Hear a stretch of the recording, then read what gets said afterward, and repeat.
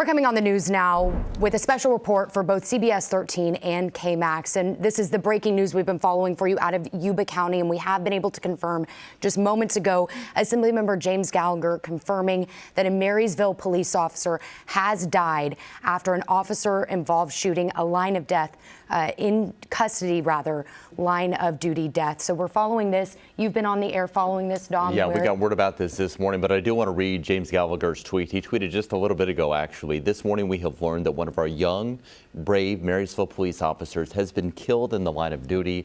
Our hearts and our prayers are with this young officer's family and our local law enforcement family. We do not have a name yet. As soon as we do, we'll make sure to bring this to you. But I do want to recap for you what happened. This happened at a residential neighborhood in Olivehurst on Kestrel Court. This happened just before 8 o'clock this morning.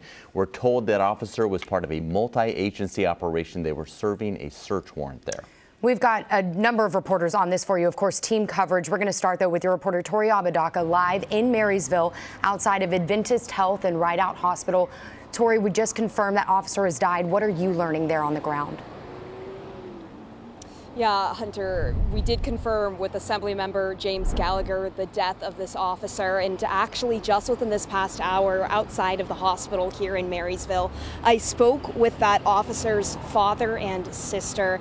They were very somber in our conversation about learning about their loved one's death in the line of duty, but they tell me that he died doing what he loved. And just within these past 5 minutes, you can see in the distance there is still some of those flags that were raised as there was just what appeared to be a procession out here on 3rd Street. We're in Marysville right now, where that officer, unfortunately, we're learning confirmed from Gallagher that he died, and also from those loved ones that I spoke with. He was involved in that officer-involved shooting while he was serving a search warrant in Olivehurst just before 8 a.m.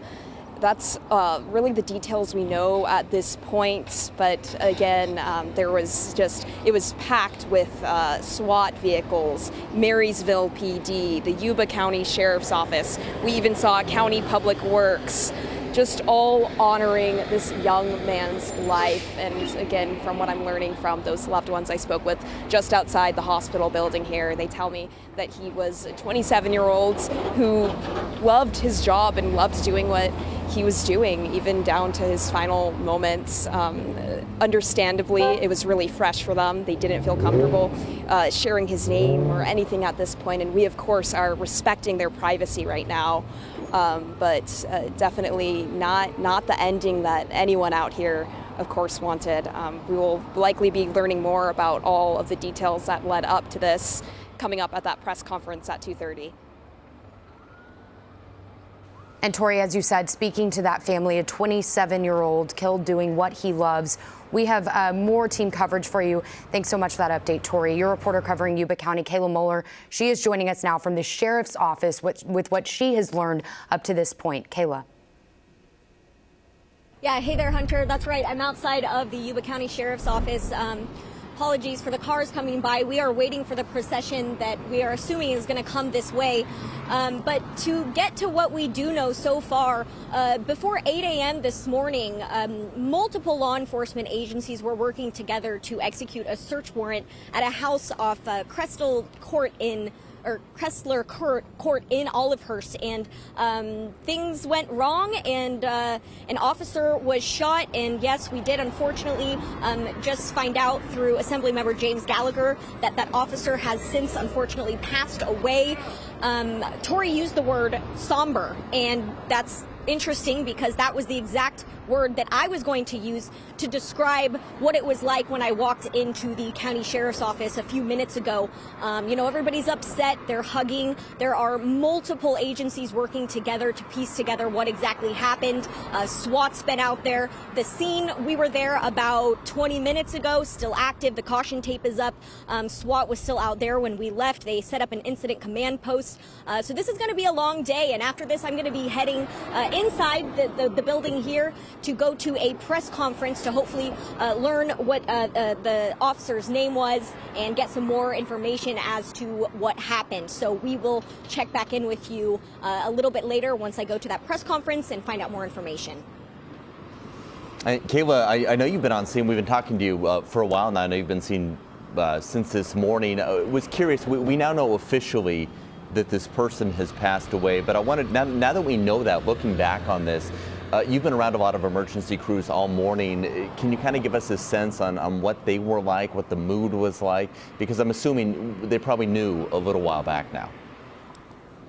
Yeah, of course. So when I showed up, you know, I've gone to officer-involved shootings before. I have some experience in this.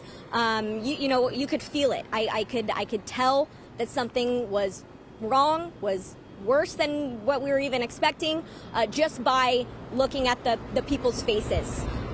Even the neighbors that I spoke to, their faces, just everybody was so upset.